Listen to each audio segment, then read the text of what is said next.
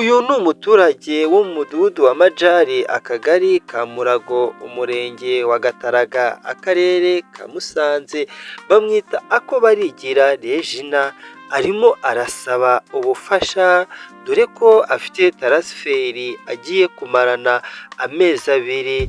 Ubu ni uburwayi bwamufashe afite imyaka 18, dore ko yagerageje kwivuza bikanga, kugezana n'iyi saha aracyari kwivuza. Ni umukecuru w'imyaka 70, akaba afite taransiferi amaranye amezi 2, dore ko bamwohereje ku bitaro bikuru bya Musanze, akaba yarabuze ubushobozi bw'uko yajya kuba yakivuza. Akaba asaba buri munyarwanda wese uwaba ufite umutima w'impuhwe wo kuba yamufasha, dore kuvuga ko byari byamunaniye, amarira yari yamutanze imbere, umutima wenda guturika bitewe n'iki kibazo yahuye nacyo ku myaka ye 18 kugezana n'iyi saha. Akaba yaragerageje kuba yagurisha ibinzu, akagurisha imirima, ariko nyuma bikaza kurangira atakize. Akaba aboneyeho no kuba yasaba abanyarwanda uwagira umutima wese ko yaba yamufasha. Umva amarira yari menshi cyane ubwo Gilbert TV yamugeragaho, umva amarira n'ikiniga afite.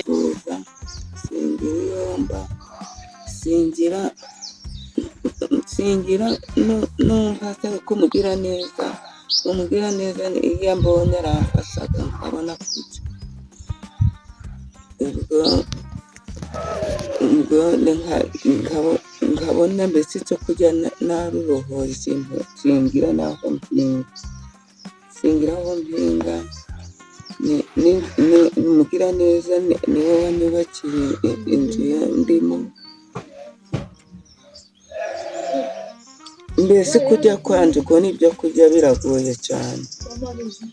ubuzima bwanjye mbese nabagira neza nk'ubu babona nguza hano akangira neza kareba ubundi makamba. Dore ko ikiniga cyari cyamufashe kuvuga byananiranye, ariko yagize icyo asaba, dore ko no kubaho kwe ari abagira neza bagenda bamugirira neza. Akaba arimo arasaba uwaba ufite umutima wa kimuntu kuba yamufasha, dore ko nta mwambaro agira, dore ko uko umubona yambaye uku nguku ni nayo myenda yonyine agira. Akaba asaba uwagira umutima wa kimuntu kuba yamufasha. Ku giti nza kwa muganga barandoda,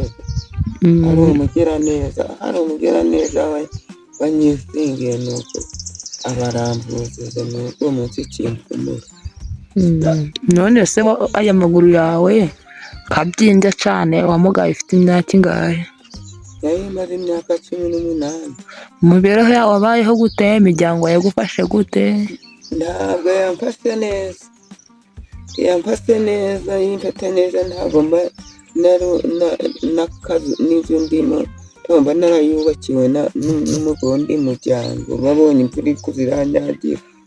Narumvishije ko ngo wajyaga no gufunguza. Nazaga no gufunguza, nazaga gufunguza niyo habaga mu mvura kugira ngo ndebe icyandaza. Abagira neza, bagiraga neza yaramfungurira. Kubona nta n'akajipo ufite, hari ijipo imwe ufite? Akajipo mfite naka kano gasora umuntu yamfunguriye. Ariko nzi neza yuko mu ijuru hari Imana ishobora byose. Imana ni data wa twese, ni umukozi w'umuhanga, ishoboye byose, bizagenda neza. Mu ijuru hari Imana. Kuko mu ijuru hari Imana na data wa twese, byose bizagenda neza. None se mu kubyara kwawe wabyaye gute? Byagenze gute?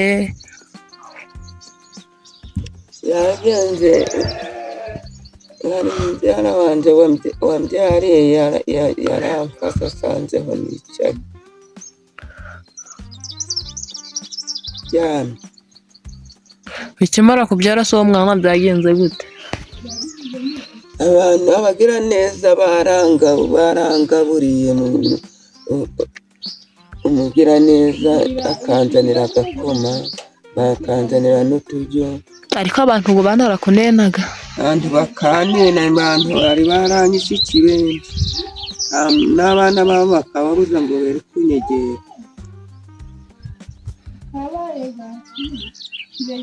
Bakabuza abana babo ntibakwegere kubera yuko wamugaye. Humura mu ijuru hari Imana ishobora byose, bizagenda neza. Ariko ngo wanarakubiswe. Inkoni izo narakubiswe ngo simba narabyaye.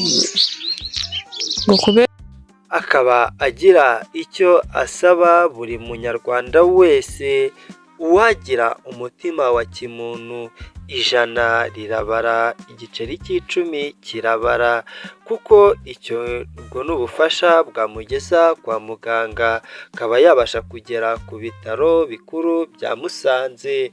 Uwaba ufite uwo mutima yamufashiriza kuri izi nimero zikurikira: 0782998211, ikaba ibaruye kuri Muhawe n'Imana. Njye mwabanaga yari Dufitimana Gilbert.